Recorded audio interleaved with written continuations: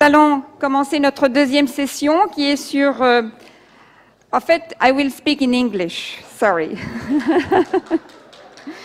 So this is about gender and good governance. So then also we will speak about beyond gender equity, strategy for cooperation towards a culture of peace. So I just want to present myself. If you don't know me, I will be the moderator for this session. And my name is Brigitte Wada. I am president of the Women's Federation here in France. So I'm very grateful that I can be here and also to welcome these new speakers for these sessions. So I will like to introduce our first speaker, who is Mrs. Nelly Camberwell. So she is an international consultant for top executive managers of business, NGO, non-profit organization, and politics in order to implement innovative ways of development, increasing employment rate in Europe and Africa.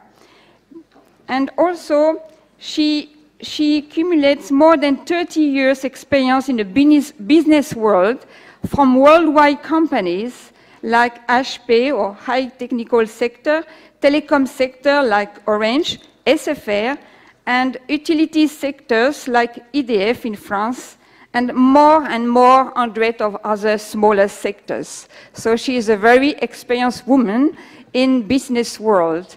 So as we see when we speak about gender equity, we want to share about, the importance of cooperation between men and women and how we can work together to bring a world of peace or to bring the culture of peace. So this is a necessary point.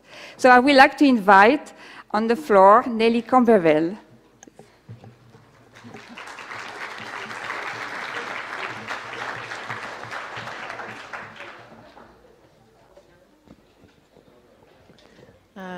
Good morning. I just start in English, but I will continue in French.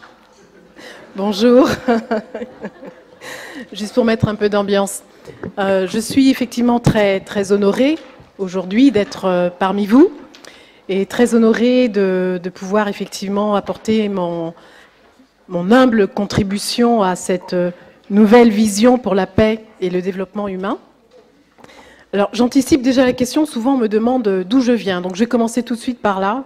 Je viens de l'Afrique du Grand Ouest, du pays d'Aimé Césaire.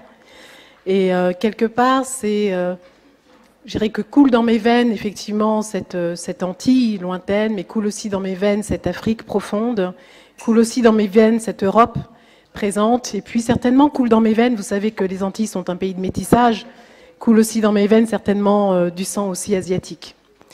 Alors, fort de ce métissage, j'ai envie aujourd'hui de vous apporter effectivement cette contribution par rapport à la paix, qui, mieux que justement quelqu'un au centre de ces cultures, peut vous parler de la paix, je veux dire, de l'intérieur.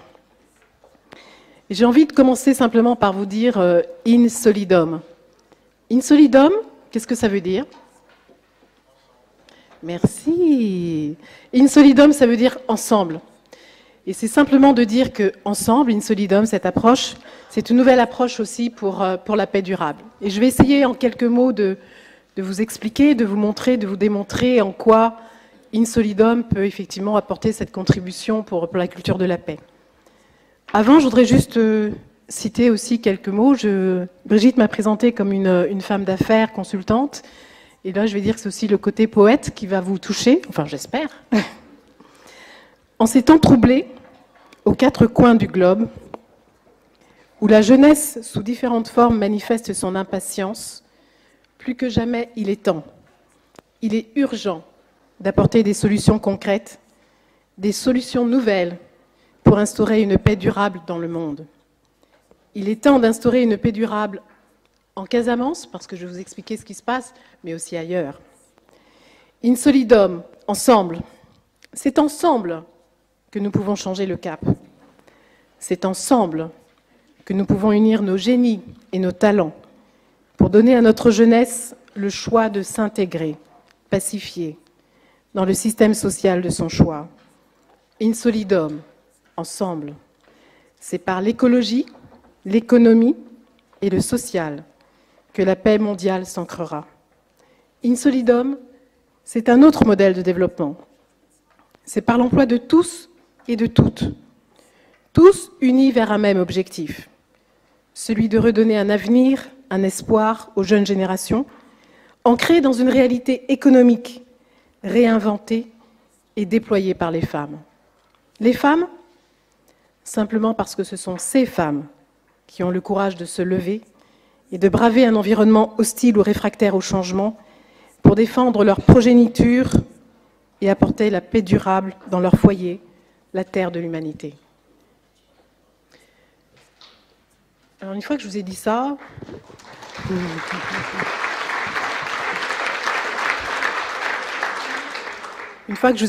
me dire, bon, Nelly, t'es bien gentille, mais concrètement, qu'est-ce que ça veut dire? On va passer au deuxième temps. Alors, on parle d'une vision nouvelle pour la paix. En fait, simplement, les solutions souvent novatrices sont les plus simples. Simplement, c'est la réalité, c'est de dire qu'il n'y a pas la paix d'un côté et l'économie de l'autre. Ensemble, in solidum. C'est en considérant ces deux réalités ensemble que nous pouvons apporter une vision nouvelle pour la paix.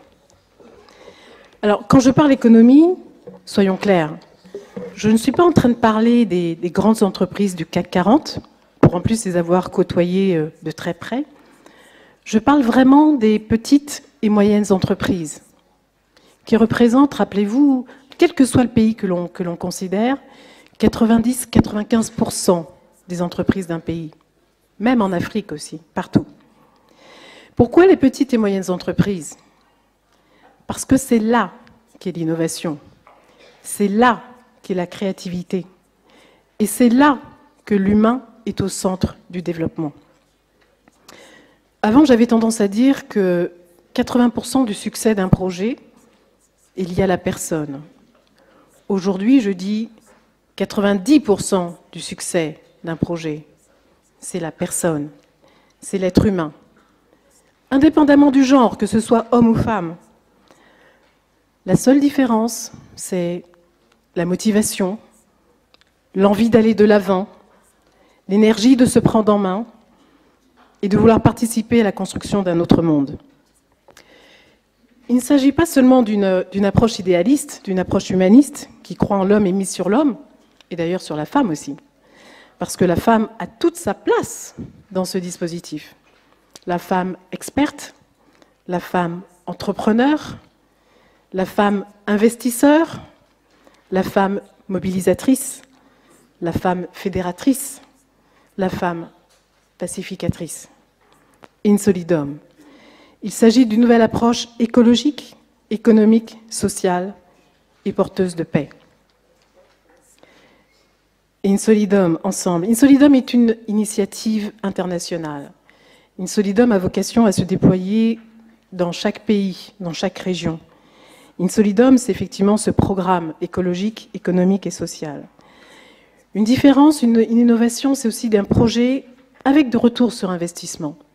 Non pas dans une approche capitalistique, mais simplement un projet qui ramène, qui a un retour sur investissement, c'est un gage de pérennité et de durabilité. Donc In solidum, 4 composantes, avec ces petites et moyennes entreprises, avec, ce qui est très important, la population, on l'a cité précédemment.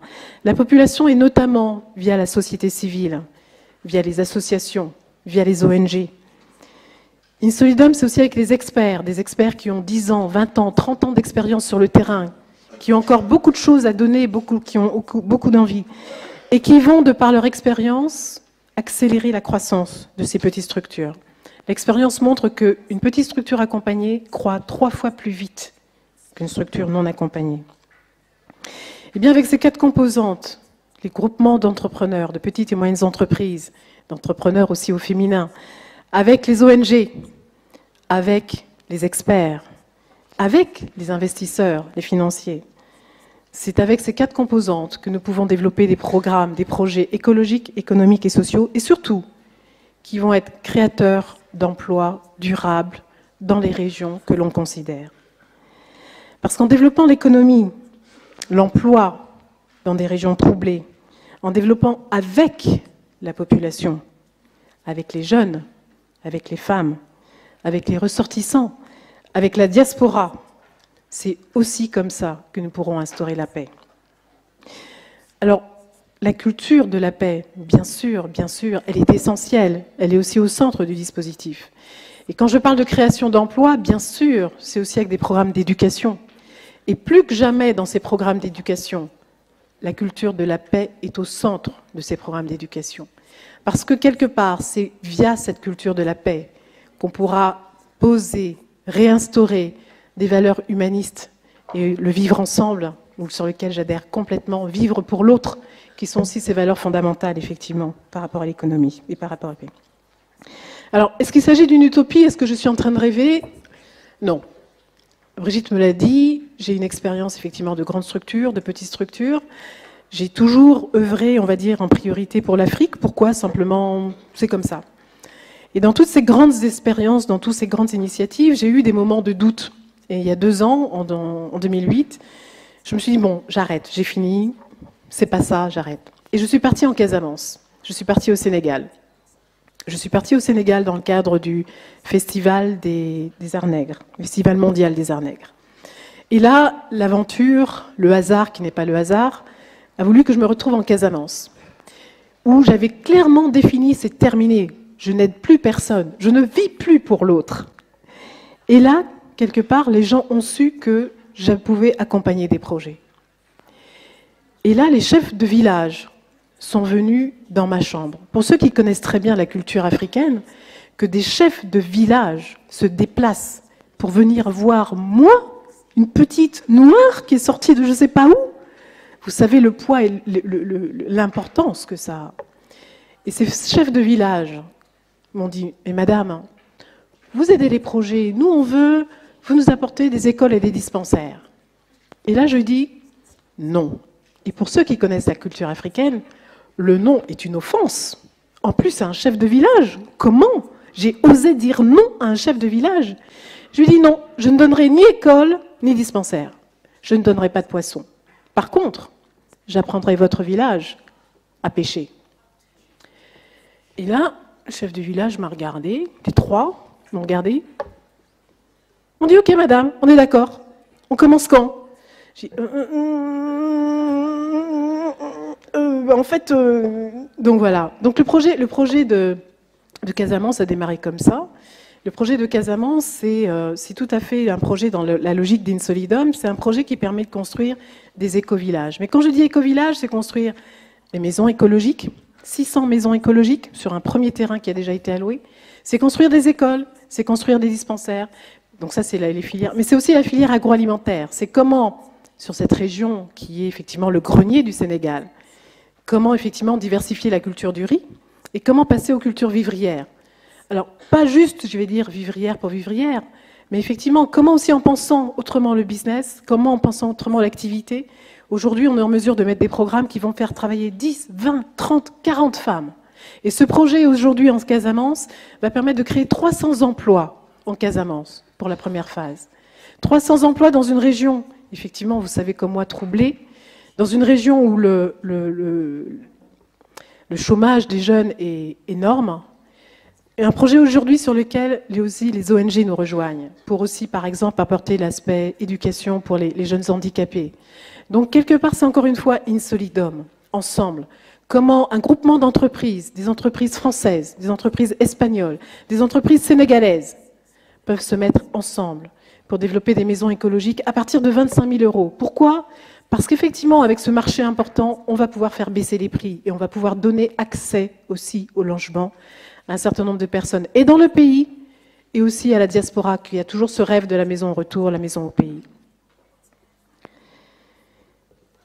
C'est aussi une entreprise, une initiative qui n'attend que vous.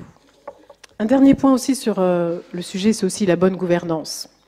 Et la bonne gouvernance, je vais dire, pour faire sourire les femmes qui sont autour de la table, pendant longtemps, je me suis dit, oui, la gouvernance, effectivement, c'est très académique. C'est le manager, l'employé, quelles sont les règles de ressources humaines, etc. Je vais mettre en place, etc. En fait, je suis revenue à un point extrêmement simple. La bonne gouvernance, j'ai repris la bonne gouvernance de la famille. D'accord? Je suis mère, tu es fils. C'est comme ça, les règles c'est comme ça, les lois est comme ça. Voilà ton champ d'action. Tu le fais, c'est très bien. Tu le fais pas, je t'aligne. Et tu reviens dans le droit chemin et tu le fais. Et bien, on a beau dire, c'est beaucoup plus efficace. Hein. Bon, mais plaisanterie mise à part, c'est aussi, dans cette bonne gouvernance, c'est aussi intégrer des aspects de ma culture aussi anglo-saxonne, qui est de dire, la bonne performance, c'est aussi le pilotage par les résultats. Les résultats, ça veut dire quoi? C'est que le pilotage du projet en Casamance, c'est combien d'emplois on aura créés. Ça, c'est une réalité. Combien de maisons on aura construit? Ça, c'est une réalité. Combien de familles auront acquis un logement? Ça, c'est une réalité. Et c'est par effectivement ce type d'indicateur qu'on va pouvoir piloter ce genre de projet. Une autre personne aussi m'a dit tout à l'heure à la pause, ce qui est important aussi, c'est la responsabilité. Et je dis aussi qu'une bonne gouvernance, c'est aussi la responsabilité individuelle et collective. Responsabilité, je ne suis pas dans de l'assistanat. Chacun doit prendre sa responsabilité. Chacun dans son projet a sa place à prendre et la prend. Mais maintenant, tu prends ta responsabilité, tu l'assumes et tu fais avancer le projet. Je peux t'aider tout ce que tu veux, mais je ne tire personne. Parce que tu vas avancer, parce que tu as envie de le faire et tu vas le faire. La responsabilité collective, c'est parce que aussi, dans ce vivre avec l'autre, nous ne sommes pas tout seuls dans cette aventure. C'est ensemble que nous allons la faire et nous savons chacun la place de chacun dans cette aventure. Autre principe aussi de bonne gouvernance, c'est ce que j'ai appelé la subsidiarité. On connaît les travers des grandes structures où le pouvoir de décision est à un niveau central. Eh bien, ne reproduisons pas les mêmes modèles, en tout cas, prenons la bonne leçon d'histoire. C'est aussi comment placer au plus juste les décisions de réalisation, les décisions locales au niveau local. Et tout ça est dans Insolidum. Et un mot que j'ai entendu aussi qui a été important tout à l'heure, dans l'harmonie. Et ça, c'est important. Alors, je vais m'arrêter parce que je peux parler encore des heures et des heures, mais simplement pour dire que Insolidum aujourd'hui, c'est un programme, c'est une initiative, c'est une aventure, c'est un projet, on m'a dit que c'était un projet de société, c'est un projet aussi de culture de paix, qui contribue à cette culture de paix. C'est un projet qu'on peut faire, c'est un programme qu'on peut réaliser en Afrique. Aujourd'hui, on a des contacts au Sénégal, on a des contacts au Burkina Faso, en Côte d'Ivoire, au Nigeria, mais c'est des choses aussi qu'on a des contacts aussi au Brésil. C'est un modèle, quelque part, qui est suffisamment souple pour pouvoir être adapté dans n'importe quelle région du monde. Centré aussi sur cet aspect d'éducation et de culture de la paix, pour que, ensemble, que ce soit les jeunes, les seniors, que ce soit ensemble le Nord et le Sud, que ce soit ensemble toutes ces filières, nous puissions vraiment, définitivement, en tout cas c'est le rêve que j'ai, ancrer la paix. Pour conclure, en tant qu'ambassadeur de paix, je souhaite réellement que ce programme Insolidum, nous puissions le faire ensemble, Insolidum, que nous puissions vraiment donner chair à cette nouvelle vision de la paix, ensemble. Et j'ai besoin de vous tous. Merci.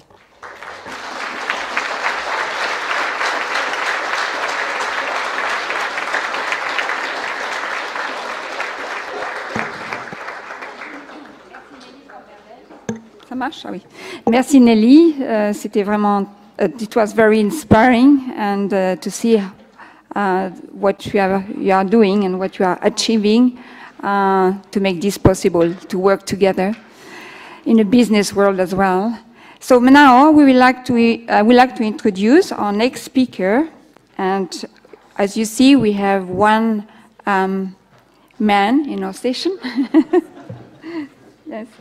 And this is Minister Jesus Gary Domingo. Yes. And Gary Domingo is currently Minister and Consul General at the Philippines Mission to the UN in Geneva, in charge of humanitarian and disarmament affairs. His previous diplomatic assignment included service with the Philippine Mission to the UN in New York and the Philippine Embassy in Riyadh, Saudi Arabia. He had also served at the Philippine Department of Foreign Affairs, Director for Multilateral Political, Legal and Security Affairs, and Director for Middle East and Organization of the Islamic Conference Affairs. So as a Filipino diplomat, Domingo has championed the cause of interfaith dialogue. humanitarian action, and public-private cooperation among Philippine and Southeast Asian government agencies, local executive, universities, chambers of commerce, and diaspora organizations. So I give the floor to Mr. Domingo.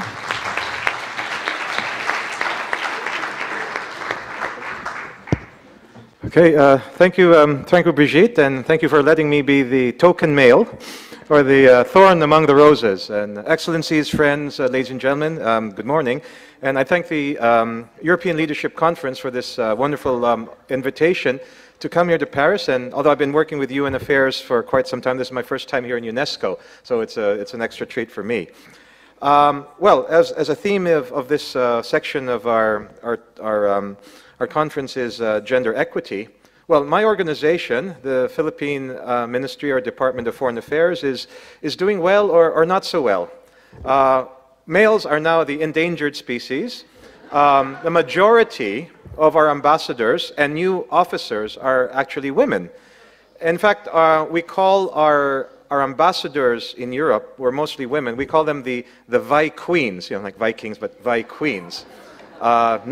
People not to be crossed at all costs. And we are proud to have also elected one of our more feisty lady senators as an incoming judge in the ICC in The Hague.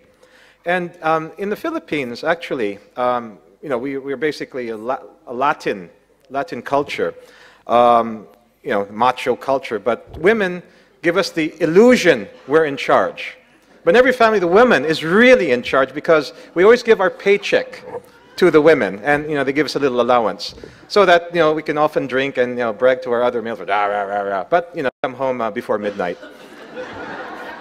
So, in building the culture of peace, talking about the family, strategies for cooperation and good governance, I'm glad Nelly said it all, that the family is the most effective way to promote good governance.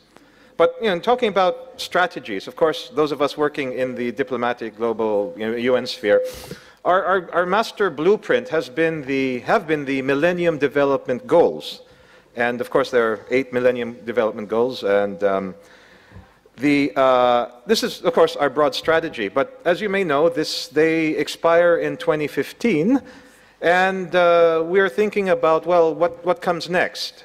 I mean, I think the goals have been very largely quite useful, but some of the discussion about the MDGs is that, well, they're negatively, you know, depicted, that we should reduce poverty. So maybe the next, I mean, definitely there should be some kind of goal setting, but maybe instead of talking about reducing poverty, let's talk about advancing prosperity.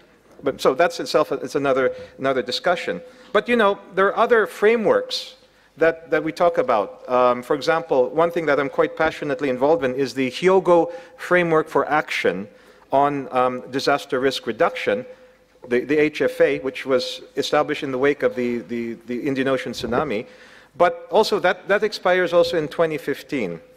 Now, one thing is what I tried to do, my colleagues tried to do, is make all these grandiose, these grand visions and plans and goals meaningful for our basic constituency, the citizen and the family of the Philippines and the countries that we come from. So one thing that we found is useful is that many of these initiatives boil down to campaigns. Like one thing very useful about the disaster risk reduction campaign, it translates in producing disaster risk reduction. We have safer schools, safer hospitals, safer cities. But let's take that one step further. Why not have safer families? So, meaning, for example, in the case of disaster risk reduction, does your family know what to do in case, God forbid, but if there's a fire, if there's a flood? Very practical things. So again, family as a unit of good governance, family as a unit for diplomacy. So carrying out these activities. Now, also, there's if we look at the family as basic unit of governance, it is the school, the basic school of every human, or should be, of every human being. And I'm glad tomorrow we're having a discussion about values education. So, but of course we're talking about gender equity. This family, of course, is a partnership between a mother, father, and the children. Well, the Philippines is a very devout country, both the Christians, Muslims, and other faiths. A very popular slogan and billboard was, "The family that prays together stays together." I was home in Manila last week. There's a new billboard. "The family that Facebooks together stays together." Well, okay. Well, who put this up? Well, actually, it was one of our internet broadband providers. It was very, very catchy. But this is a two-edged sword that, I have a 5-year-old daughter. And, well, we don't let her have a Facebook page yet. And fortunately, thanks to our friends in the UK, there's this wonderful website called, CBBS. So it's a very child-friendly, though I can't say I'm a fan of what do you call them? The Teletubbies, but fortunately there are other mascots. But it's quite promising, but quite scary also. If you have, the information technology is a wonderful platform delivery, but I think that's where parental supervision comes in. But the tricky thing about the web, is, it's not like, you're reading them a book. You can guide them, they log in. So somehow if the family that was, I think maybe that was the message. If you're going to Facebook, well, try to do it as a family endeavor, whatever. But anyway, the message, basic message I want to impart is that I think families are even in the Philippine Constitution, the family is indicated as a basic unit of society. So it's a basic unit of governments, it's a basic unit of our governments. It is the original and basic NGO. It is the basic civil society unit. It is the basic private sector enterprise. So in that sense, again, what I think we should all try to do, and I greet our fellow, those of us in the career diplomatic service, but I think all of you are or will be ambassadors for peace. Meaning diplomacy can't just be left to the guys doing it for a living, but all of us need to advance peace. And again, if you have, many times you get warriors, the warrior spirit to promote things, but let's also be diplomats in promoting our advocacies. So the last thought I'd like to, the basic thought I'd like to share is that, there are things that maybe families are better at doing than, say, the state or secular institutions like our schools. And that is, again, values and ethics education. And I think many of the problems, if not most, if not all, man-made problems can be traced to some breakdown in ethics. There's that popular book came out a few years ago that everything I learned, everything I needed to know I learned in kindergarten. But actually, it should be everything I needed to know I learned from mom and dad or from my family. Maybe if anyone has a book like that, or if I can co-author it, just give me 49% of the royalties, I'll be happy. But, you have the MDGs, development goals, very, worldly. Why not have ethical goals? And if I may suggest, of course, coming from a, devout Catholic background, but I think, we learned the 7 deadly sins. I think that has universal, application to all faiths. I would suggest that perhaps we can think in terms of programming our families, or goals for our families. Let us inculcate. I think the 7 deadly sins and 7 virtues are a very useful platform. Let me have a quiz. Let me see. Can anyone name what they are? No, okay. Well, what are they again? The 7 deadly sins. So therefore, if we're going to have the millennium ethical goals, let us reduce lust, gluttony, greed, sloth, wrath, envy, pride, but also promote the counterpart virtues, modesty, temperance, charity, diligence, patience, kindness, humility. And sorry, my interpreters, I didn't give you my speech in advance, but I'll repeat them again.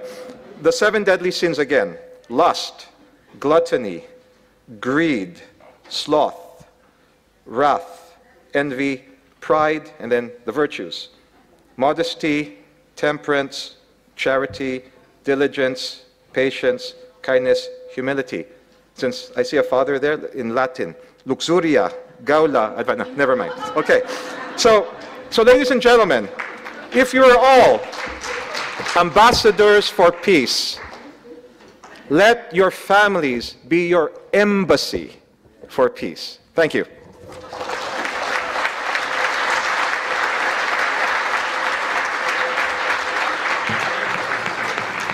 Thank you, Mr. Domingo, to remember us that the family is really the school of love and the basic units for a better world. So we have to learn a lot from this family.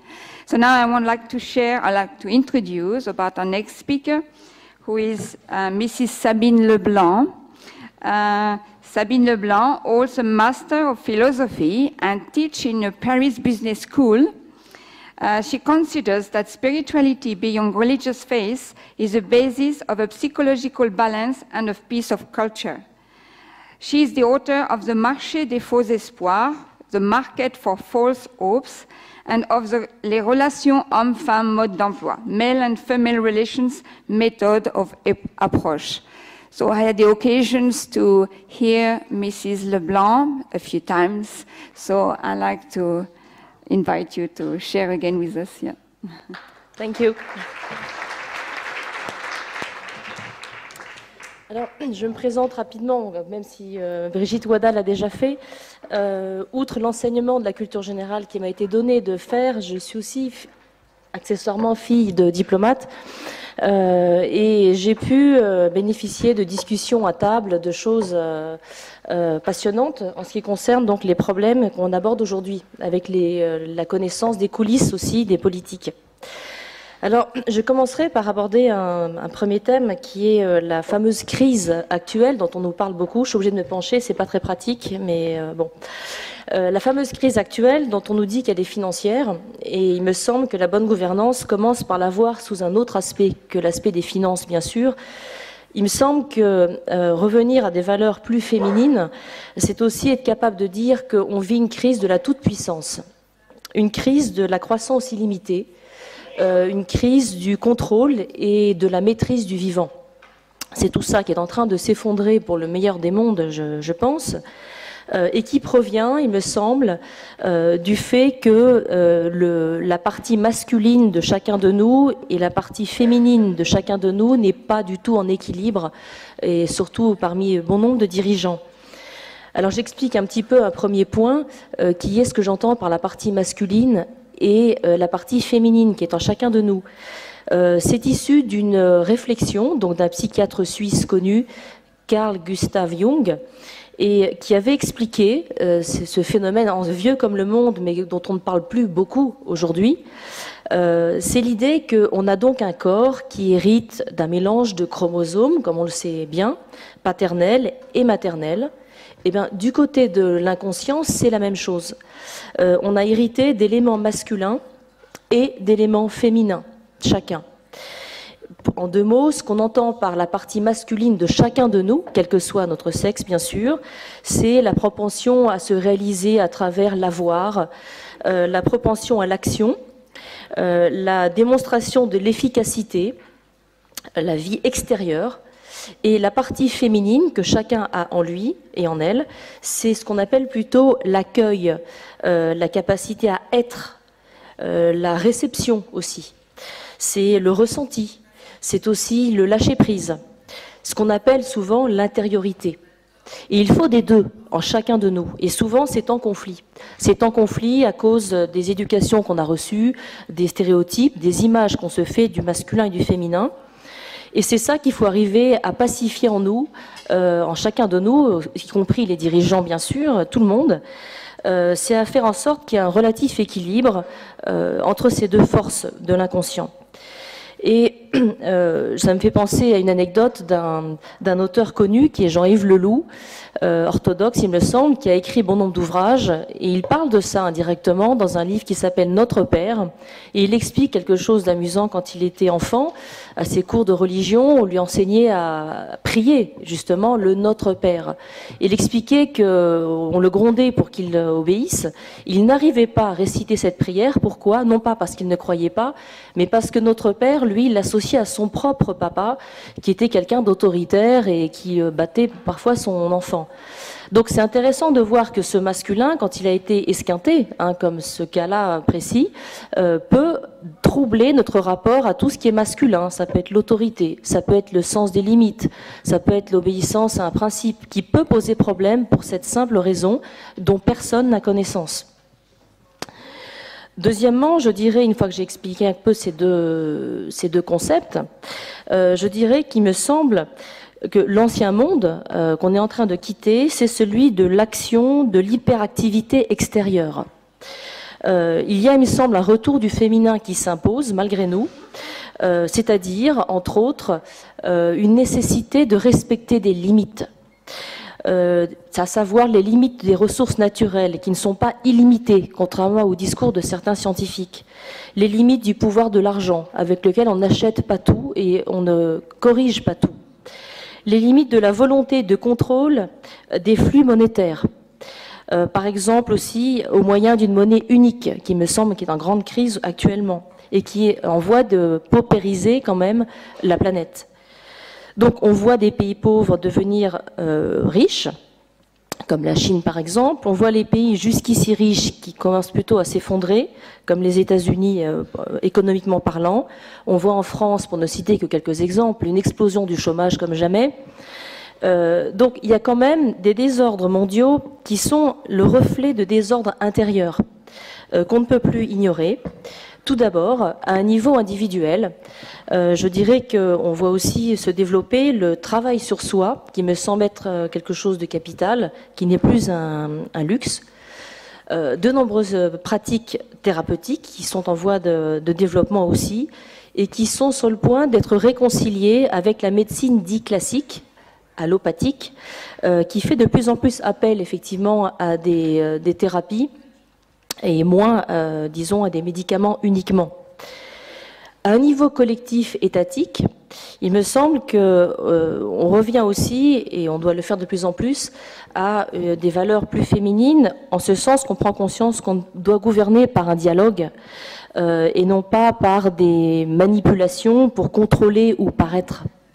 On peut commencer à comprendre qu'il s'agit de résoudre des problèmes au lieu de cultiver des conflits, parfois, pour conserver le pouvoir et montrer aux yeux de tous la légitimité de son statut. Alors, c'est d'autant plus important que le retour du féminin, c'est aussi, pour la bonne gouvernance, contribuer à réduire les communautarismes. Par exemple, en cessant souvent, je pense, de se servir des médias pour en faire un problème d'intégrisme religieux, là où il me semble que l'intégrisme est avant tout psychologique. C'est une pathologie mentale et non pas un conflit entre religions. Et bon, qu'il nous a permis de faire une petite allusion, bien sûr, à un problème dramatique, que je ne prétends pas résumer, bien sûr, par ces propos, mais l'emblème de cet intégrisme religieux présenté comme tel, j'entends bien présenté comme tel par les médias, c'est quand même le conflit entre Israël et Palestine, où il y a, me semble-t-il, une confusion dramatique qui est faite entre l'identité et la terre géographique. Je m'explique, l'identité est infiniment évolutive. Elle est ouverte, elle est souple au sens féminin du terme. L'identité au sens fermé, au sens de l'avoir, se limite à une terre géographique limitée, destructible comme toute terre malheureusement. Et il me semble que le féminin, c'est aussi s'ouvrir à une dimension d'identité ouverte, intérieure, par exemple des valeurs, par exemple des croyances, par exemple la foi pour certains. Et si mon pays, j'espère que non, est détruit un jour par une guerre, est-ce que ça veut dire que je n'existe plus? Il me semble que nos valeurs, nos croyances, notre foi demeurent. Et à ce sujet, il y a une anecdote qui est assez éclairante là-dessus. Un maître en Torah qui s'appelle Yissachar Frand, qui raconte au XVIIIe siècle une violente dispute entre deux personnes qui ont une altercation au sujet donc d'une parcelle de terrain qui est délimitée par un champ de chaque côté. Et chaque champ appartient à l'un d'eux. À qui appartient cette parcelle de terrain? Donc ils n'arrivent pas à trouver une solution et ils demandent à un chef de la communauté juive de les départager. Et cet homme les écoute calmement, un par un. Et puis, à un moment donné, il le voit se mettre à plat ventre par terre et coller son oreille contre le sol. Alors, il se demande s'il plaisante ou s'il a un malaise. Et il leur répond « J'ai entendu vos 2 points de vue, mais maintenant j'en ai connaître la vie du sol. » Alors, il prend quelques instants et il répond « La terre a du mal à comprendre votre colère et l'étroitesse de vos vues. Celui-ci prétend que je lui appartiens, l'autre dit la même chose, mais la vérité, c'est qu'en fin de compte, me dit la terre, ils m'appartiendront un jour tous les 2. » Et il me semble que ce que j'essaie d'appeler le masculin, c'est ce qui a politisé ce problème. En disant c'est très complexe, vous ne pouvez pas comprendre, vous n'êtes pas de notre pays, ni palestinien pour les uns, ni israélien pour les autres, vous ne pouvez pas comprendre. Et justement, il me semble qu'on peut d'autant mieux comprendre si on dépassionnalise le problème qui est certes tragique, mais qu'avoir accès au féminin, il me semble que c'est dévoiler les vrais ressorts de ce type de conflit, qui est d'abord psychologique. On a une tendance à confondre les deux, le psychologique et le politique, ce qui rend les choses difficilement solvables à chaque fois. Et c'est ça qui est mortifère. Enfin, je dirais que la bonne gouvernance, pour trouver un équilibre entre le féminin et le masculin, c'est une économie, cette fois-ci je sors de ce contexte, qui sert l'humanité au lieu de l'asservir et de la surtaxer. Il me semble que la crise est solvable que si on traite le problème de la démesure. On l'a un peu dit tout à l'heure, le problème de la toute-puissance, qu'on assimile souvent à la représentation qu'on se fait du masculin, qui n'est pas ça. Et j'en appellerai une référence ancienne, philosophique, celle-là, qui est Aristote, qui avait dit donc en Grèce antique, il y a des siècles de ça, que l'économie est un moyen et non pas une finalité. Elle n'est qu'un outil, normalement au service de la politique. Et ce à quoi on assiste depuis un certain temps, c'est une politique qui est au service de la finance, qui gouverne, dit-on aujourd'hui, souvent toute seule. Et c'est ça qui détruit à terme toute société. On assiste quand même à des suicides de salariés, c'est un fait, ce qui montre quand même que le modèle de la performance sans limite est vraiment à bout de souffle. Par exemple, on entend beaucoup le terme de concurrence aujourd'hui. Est-ce qu'on sait, est-ce que vous savez que l'étymologie latine du mot concurrence veut dire courir ensemble, courir avec. C'est-à-dire le but est que tout le monde reste dans la course. Et on a détourné complètement l'usage du mot en faisant une guerre économique avec des perdants et des exclus. Le mot bénéfice aussi, benefatio, qui veut dire faire le bien, développer une économie du salut. On en a fait quelque chose de tout à fait différent, un profit au détriment des autres. Et bon, les exemples seraient longs comme ça. Mais là encore, ça témoigne d'un déséquilibre entre le féminin et le masculin, où on doit définitivement abandonner ces modèles de rivalité contre, de concurrence contre, ou de course sans les uns et les autres, qui laissent des perdants sur la route et des exclus, bien sûr.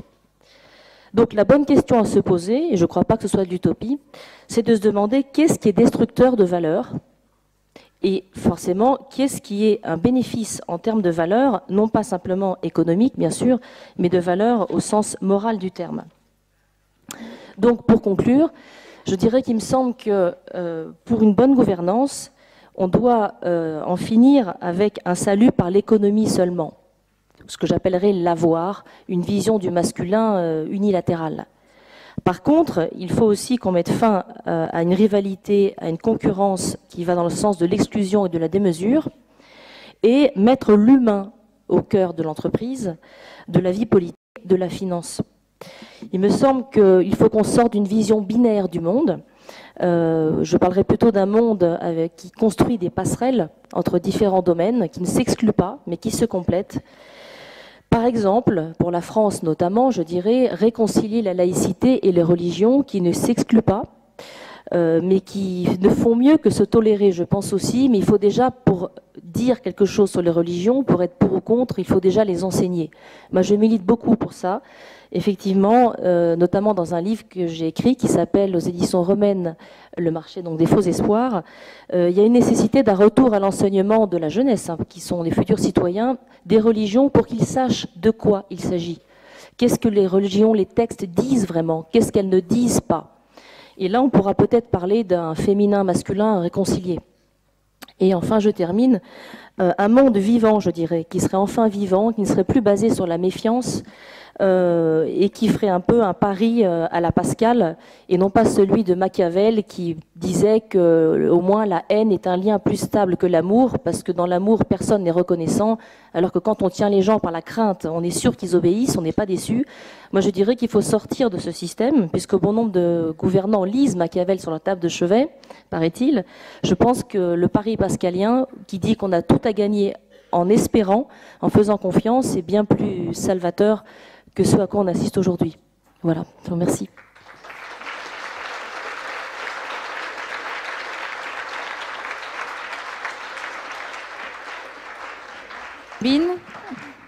Pour cette intervention.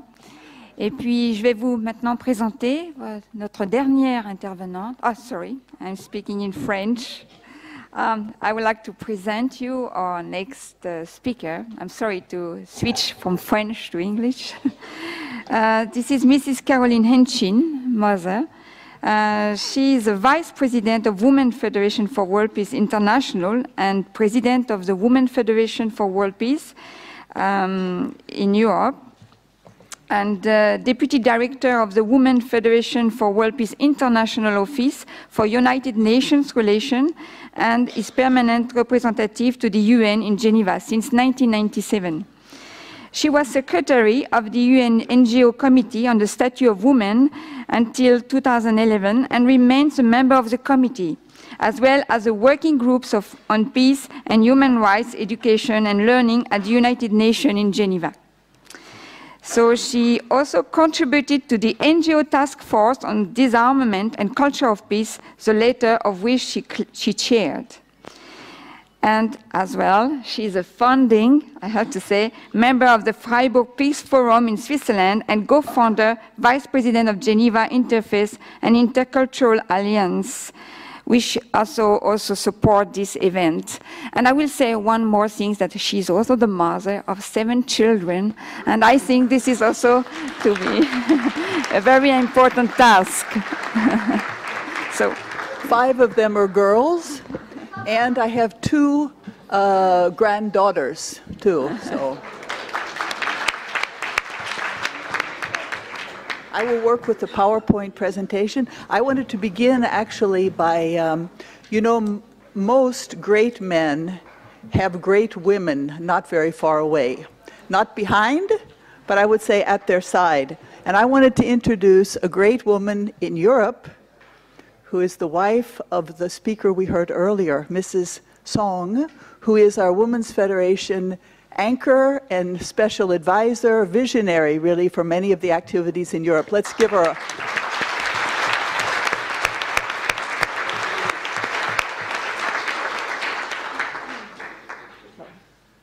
Well, maybe I don't need those. So actually it's good I don't have too long. I mean, it's not so bad I don't have too long, because all the other speakers actually gave some detail to at least one of my slides. There we go.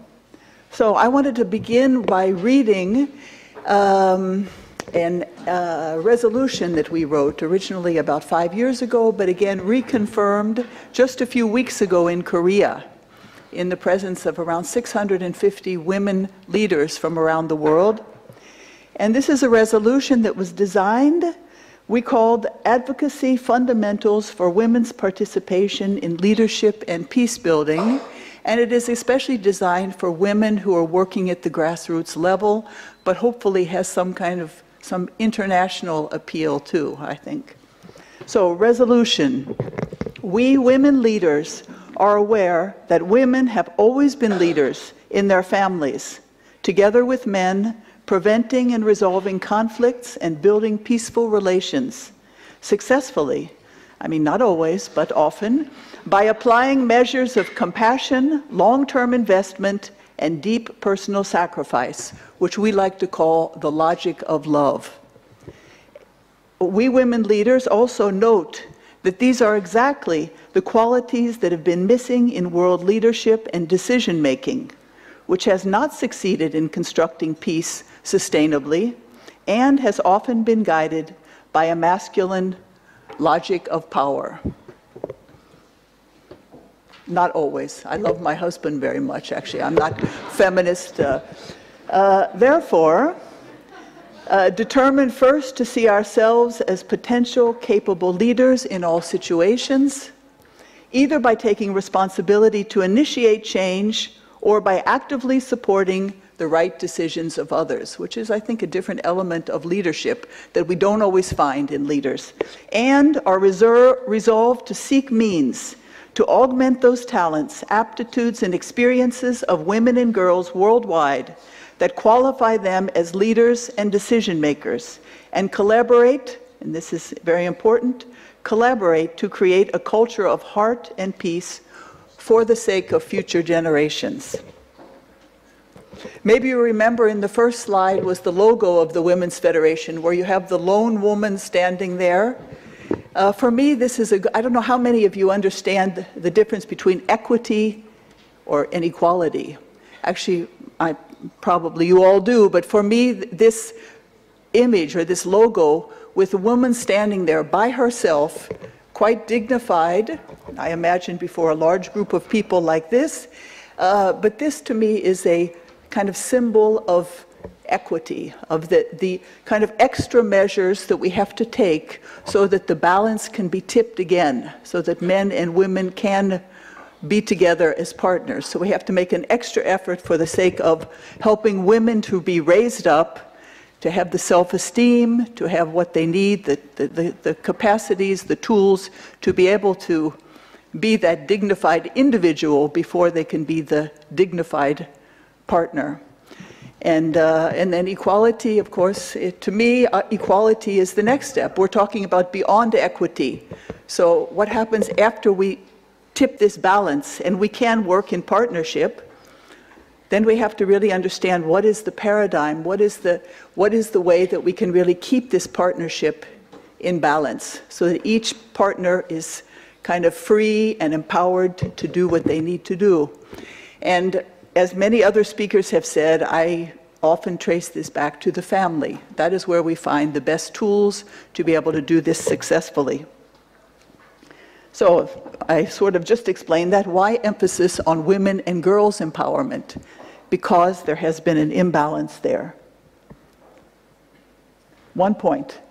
Women and girls make up nearly half the world population.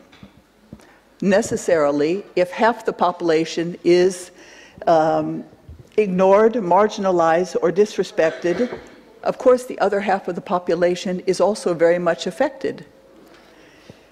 So the problem is often that we do not always understand, in fact we usually do not understand the effects of the fact that women have not been properly empowered, and I would go on to say men have also not been properly empowered. It's like prevention. It's difficult sometimes to really get a great enthusiasm for prevention because we don't know, we cannot chart exactly what would have happened if we prevented something from happening. You know, it's a kind of an unknown that sometimes it's not the same as this emergency reaction. We can respond to the emergencies quite easily. So I want to just refer to this recent, I just came back from New York not so long ago, where they had the 56th Commission on the Status of Women. As maybe some of you know, the theme this year was the empowerment of rural women and their role in poverty and hunger eradication, development, and the current challenges to that. To me, this was really a meaningful kind of title, especially in terms of this topic today, because rural women are often the sort of invisible entity out there somewhere, not so much known about or thought about by many people. But as a sign of the changing times, I would say the fact that this title was chosen, that we're not only talking about helping rural women because they're poor victims who really need our help, but actually we have to understand that these women are actually holders of solutions for some of the problems in our world today. And in fact, on March the 8th, International Women's Day, Ban Ki-moon, in his address of that day, he actually mentioned one statistic. And he said that actually, in fact, if these rural women were better, there was a better infrastructure, there was better support for them, there were more opportunities for them, that actually 15%, we could augment 15% the situation of lack of food in the world. 15% less high kind of, what's the word? Yeah, anyway, poverty, 15% more food could be brought into the system, and meaning that much less poverty, that many less people, many more people with food. Let me go on to the next. So what is another reason why we want to talk about women, focus on women or girls, is because we can understand by empowering women and ennobling femininity, which to me is a little twist from a little bit different twist from feminism in itself, where we talk about ennobling femininity.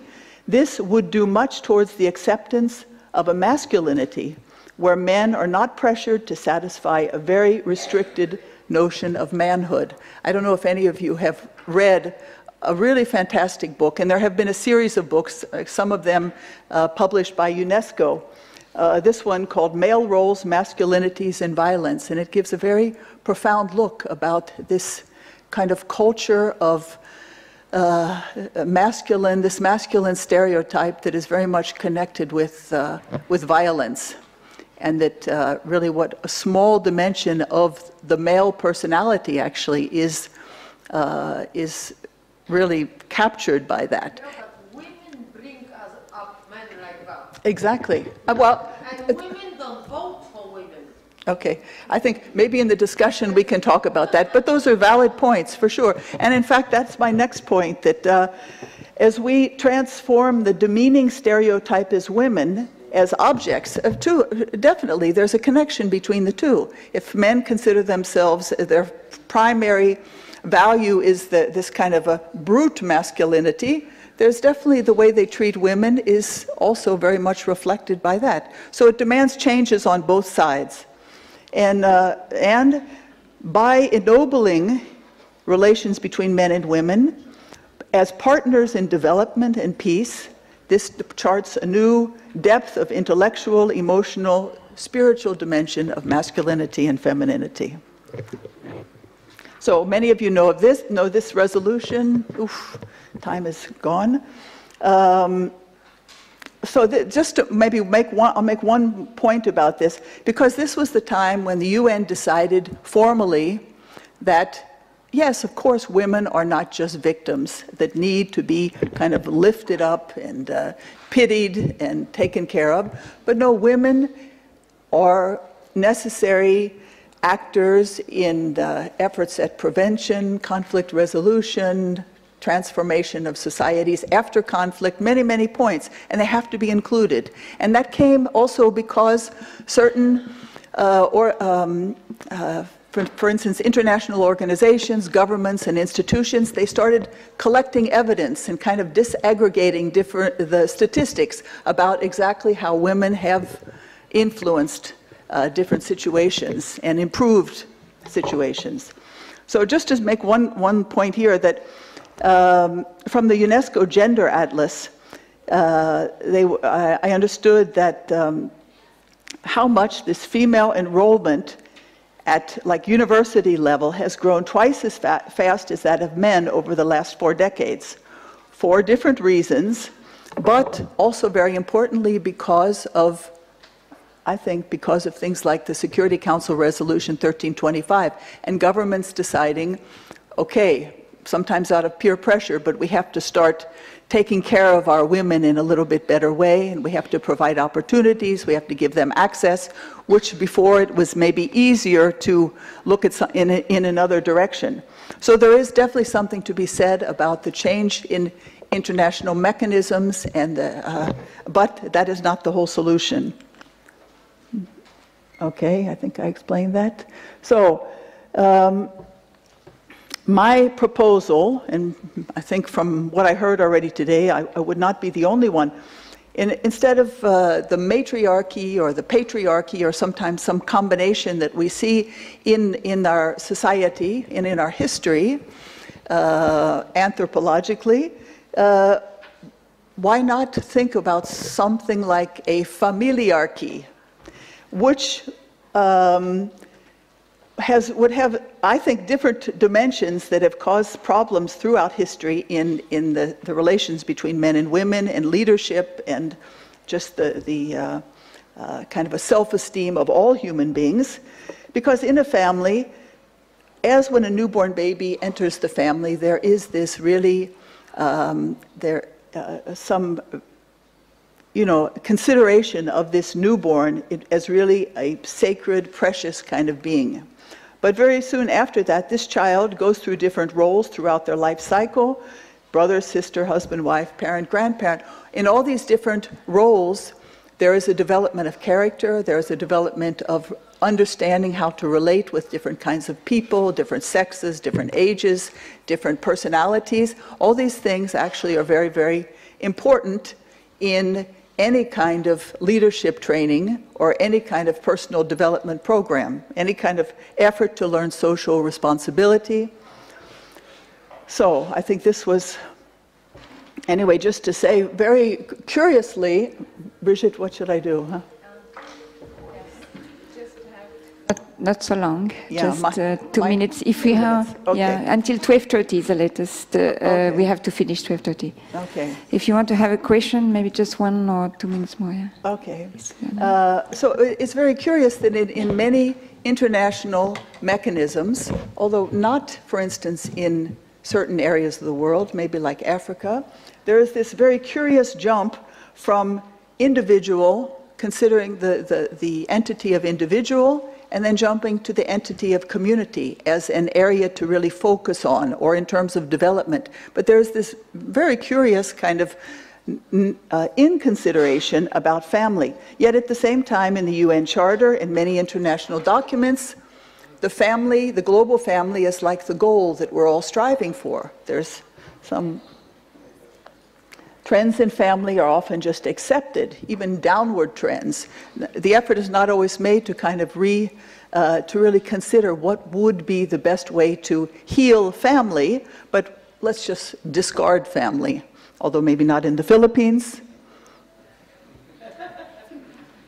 And it's often said even of modern family that it's called sometimes the psychological family, whose chief value is the satisfaction of the members. I think these kind of points we need to really reconsider. Not throw away the family, but reconsider some of these trends.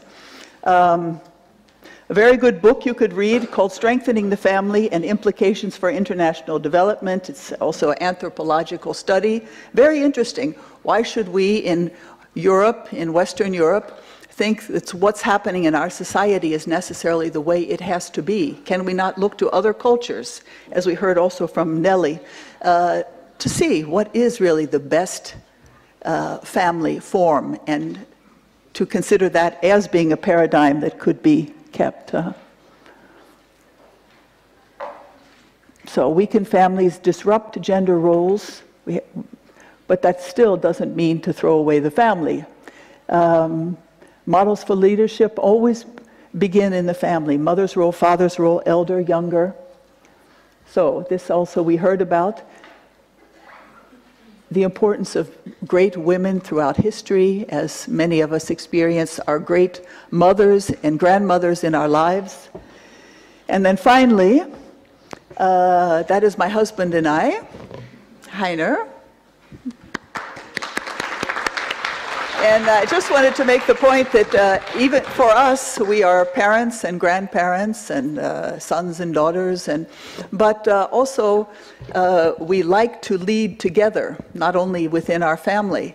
And my experience, I mean, my preference is not to be like in the Women's Federation logo, standing up there all by myself, like this, you know, although I can do that.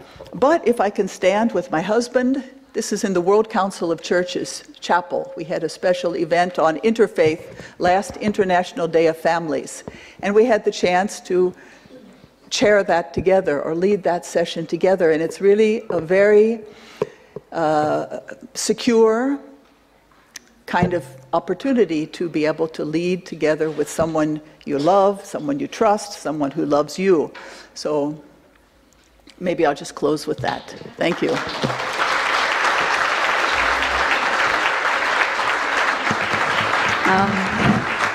So thank you, Caroline, for this presentation. I'm sorry because there's not so much time for questions.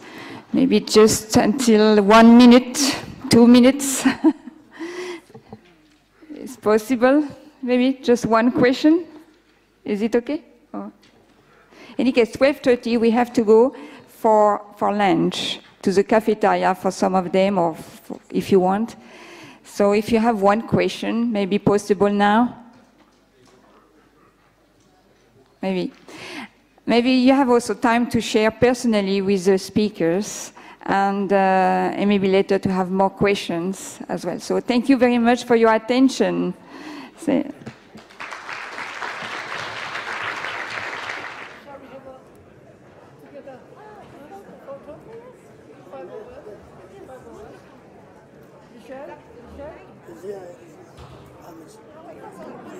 Congratulations. You know, I visited Oman. Last month. For the Arab countries. Beautiful place. Beautiful. I left before. Yeah.